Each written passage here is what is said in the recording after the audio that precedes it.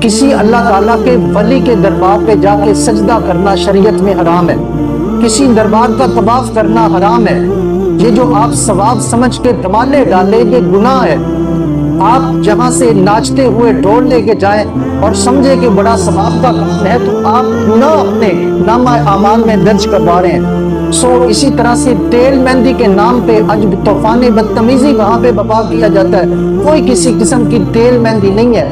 عرس کیا ہے شریعت میں؟